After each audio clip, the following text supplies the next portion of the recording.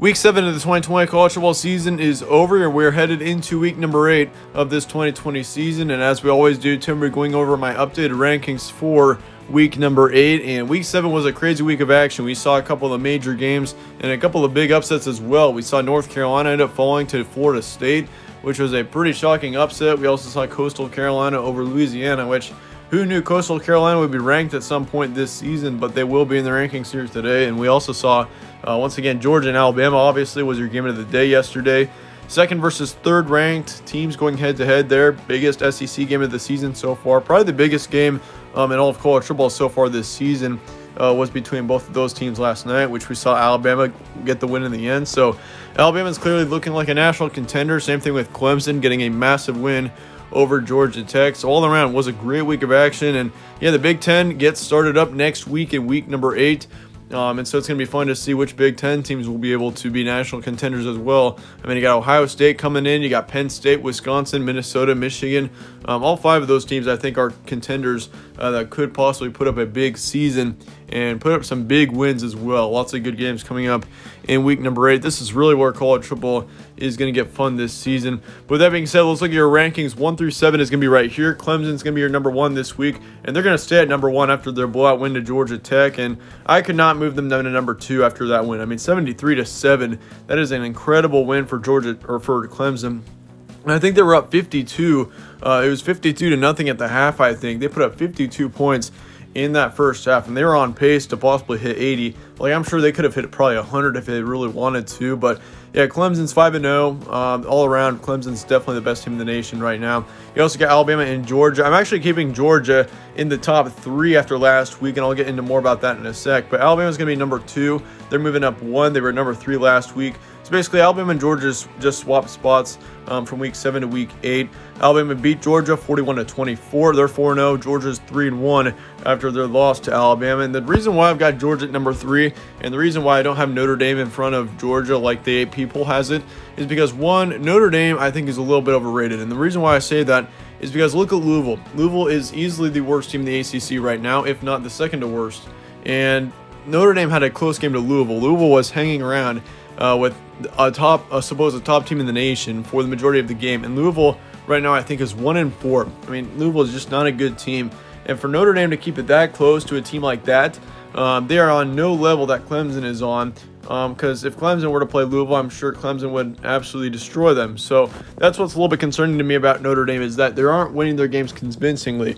They've had a lot of close games and they've had a lot of good wins, but they just have not had any major wins, like blowout wins, is what I'm talking about here. And of course, you should beat Louisville. I mean, if you're a top 5 team in the nation and you're playing a 1-3 team, you should be able to beat them by much more than 5 points. That's why also I've got Ohio State in front of Notre Dame. Ohio State's going to be number 4 ahead of their first game this weekend coming up against Nebraska. So, yeah, it should be interesting to see how those two teams fare out.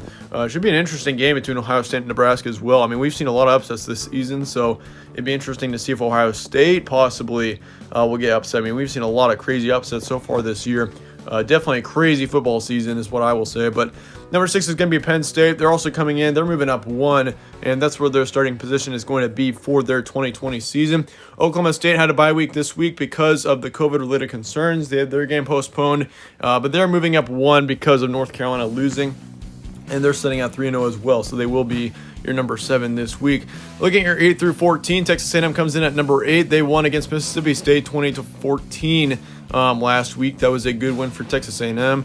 Of course, Mississippi State this season has not looked very good. I mean, they had to win against LSU, but LSU this season all around just does not look very good. So, yeah, good win nonetheless for Texas A&M. Win's a win. They're moving up 2 this week. They're also 3-1.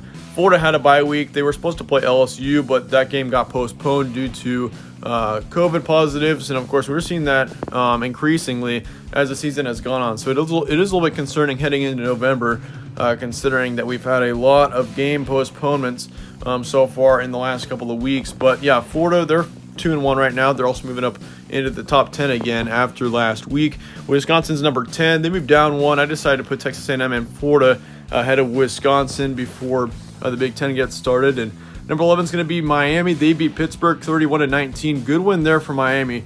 They're sitting at 4-1 right now. And I think even though Miami lost a couple of weeks ago to Clemson pretty terribly, I think Clemson is just too good of a team, so I think Miami's going to stick around that top 10, but they're going to be 4-1 heading into week number 8. We also have BYU. Watch out for BYU. This is a dark horse team that no one's really talking about right now, but I've got them in the top 12 now. I honestly consider possibly putting them in the top 10 ahead of Wisconsin and Miami, but just for now, I'm going to keep them at 12 just to stay a little bit conservative on them for now. But if they can get a big win next week, BYU could easily make it into the top 10. They beat Houston 43-26. Great win there for BYU. They're sitting at 5-0 as well, so they are still undefeated. Can't forget about that. 13 is going to be Oregon. Of course, they haven't played a game yet since the Pac-12 hasn't started up their games yet, but they're going to be at 13 for this week. 14 is going to be Cincinnati. They had their game postponed as well, but they are 3-0, and they're moving down 1 heading into the next week. And of course, Cincinnati is a top 10 team in the AP poll. I don't have them in the top 10, not even close, actually. And the main reason for that is because I haven't really seen a game where Cincinnati passes the eye test for me. They've played a couple of good games. They've gotten 3 good wins, but Cincinnati they just have not won convincingly enough for me to put them as a top 10 team. Like, I respect the AP poll for putting them in the top 10, but I just don't think that they're worthy of that quite yet. But if they can get a couple more good wins, then Cincinnati is definitely a team that I would consider putting up much higher in the rankings. But as far as it goes for 15 through 21, that's where North Carolina lands at number 15. They're moving down 9 after their loss to Florida State. And I knew that was going to happen to Florida State or to North Carolina. I had a feeling that they're going to take a loss last night to the Seminoles. And the reason why I say that is because when you see, surprise teams such as North Carolina all of a sudden hit the top 5, sometimes you'll see them kind of drop. Like we saw that happen to Iowa a couple of years back when they were ranked 4th in the nation. I think that happened to Louisville as well back in 2016 maybe. We've seen that a lot in the past, and North Carolina kind of was in the same situation there where they had a major jump into the top 5, big surprise for them, and I think they got a little bit too over their heads there, and I think, that was because Florida State came in, and Florida State, give credit to them. They played a great game, ended up getting the win there by 3, but North Carolina, until they can get more confidence, I don't see North Carolina making it into the college football playoff. They were certainly looking like a good team before that loss to Florida State, so watch out for them as we move forward into the rest of the season. Iowa State comes in at 16. They had a bye week. They move up 2. Same thing with Minnesota and Michigan. They're 17 and 18, also moving up 2. Of course, Minnesota and Michigan both haven't played any games yet. And a big surprise for me is in the AP poll, Michigan is actually ahead of Minnesota, and that kind of surprises me because Michigan this season, I think Minnesota will be the better team between both of those teams this season. I think Minnesota with Tanner Morgan at quarterback, I trust that team a lot. I think Minnesota's going to come out and surprise a lot of people this season. And I think Michigan, Michigan's got talent, and they've got some talent, but I don't think they've got as much as Minnesota by any means. Shea Patterson's no longer their quarterback. They lost a lot of talent after 2019. I've said this over and over again, but I think 2019, that should have been Michigan's year. They had all the keys to success there for Michigan to have a big season, and they just could not capitalize on that. And I just don't think that they'll be able to do it this season quite either. But I've got Minnesota ahead of Michigan in this scenario because Minnesota's got the higher upside in this situation. 19 is going to be Virginia Tech. They beat Boston College in a great win, 40-14. They're moving up 5 into the top 20 this week. They're 3-1. SMU is 5-0 and undefeated. They got a win against Tulane, 37-34 in overtime. And honestly, SMU is much higher in the AP polls as well. And the reason why I don't have SMU as high because if you look at the wins that SMU's had, they've gotten 5 good wins and they're undefeated, but Tulane, I don't know. They should have beaten Tulane by more than that.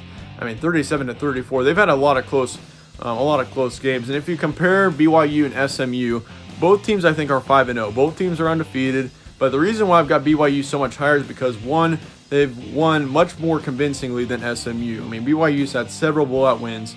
Over halfway decent teams like Navy, BYU beat Navy 55-3 in the first game, and Navy is now 3-2. They're not looking all that terrible. So they've gotten some good wins over much better teams than SMU has. SMU, they're playing well, but they aren't playing near as well as BYU. But they are 5-0, and I think if they can get a good win coming up in this upcoming week, they've got a big game coming up. If they can get a win, then SMU could expect them to jump up 3 or 4 spots. Kansas State's 21. They had a bye week as well. They're moving up 1, and they're 3-1 as well, so watch out for them. 23-20 or through 25 now, we got NC State at 22. They're moving up 3 after their win against Duke, and I think people have been sleeping on NC State just a little bit. I mean, they're 4-1 right now, and they've gotten 4 pretty good wins. They beat Duke 31-20 this past week. So yeah, watch out for NC State moving forward. I've got them at 22 this week. USC is coming in at 23. Of course, they're our second Pac-12 team and our second to only Pac-12 team that's in the rankings here this week. They haven't played a game yet, but they're going to stick around at 23 for this week. 24 is going to be where Coastal Carolina comes in. I really did not think I'd be ranking Coastal Carolina this season, but as crazy of a season as it has been, I probably shouldn't be surprised. But yeah, Coastal Carolina is coming in at 24. They beat Louisiana 30-27 this past week, and honestly, I was telling you guys last week in my rankings, I didn't even have Louisiana ranked last week. I think I had them at 29 in my first 5 out. And I was just telling you guys, I was like, Louisiana is not a real team.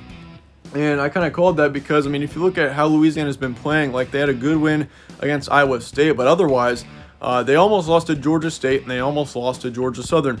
And if you look at how Louisiana performed against both those teams, it was absolutely horrible. And I could have seen this one coming from a mile away with Coastal Carolina getting the upset over Louisiana. And yeah, I expected this one. I think Coastal Carolina is definitely a team that you could be watching out for. They're much better than Louisiana, I think. I mean, even though they only won by 3 points, if you look at the games that Coastal Carolina has played, I mean, they beat up Arkansas State by, I think, 30 a couple of weeks ago. That was a convincing win, and that is what I consider to be a good win. So Coastal Carolina is coming in at 4-0, also at 24 in our rankings this week. And 25 is going to be Auburn. I don't want to drop out Auburn quite yet. I mean, South Carolina, I think, is a team that many people aren't really considering to be as a good team when they should be.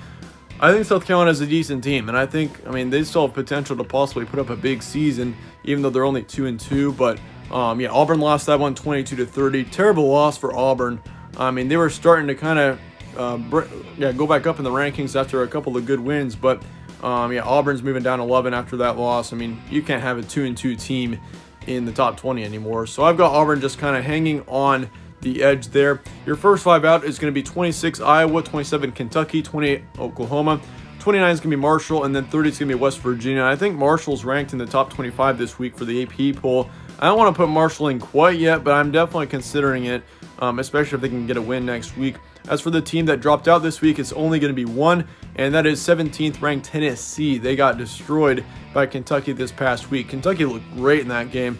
You know what, Tennessee was just slow, and they just looked terrible all around. So, yeah, Tennessee's definitely a team where, I mean, this offseason I was very high on Tennessee, and if you watch my previews on them, you could totally see that. And I think Tennessee, with Jeremy Pruitt at their head coach, I mean, he did a great job with this team last season, and Tennessee improved a ton over 2019. So, I mean, it really set up for them to have a great season, but Tennessee really has not looked very good over the past couple of weeks, and that is definitely concerning as to how the rest of their season is going to go. And Tennessee's got a tough game against Alabama coming up next week, so yeah, they got to play much better this upcoming week if they're going to even think about being back in the rankings anytime soon. But yeah, that being said, that wraps up my cultural rankings for week number 8. Let me know your thoughts in the comments below on this. If you disagree with anything here, I'd like to hear your thoughts on that as well in the comments below, and I'll try to get back to as many of your guys' responses as I possibly can. Then again, thanks again for watching. Stay tuned for more from All Sports Central. If you enjoyed this, slap a like on it, subscribe as well,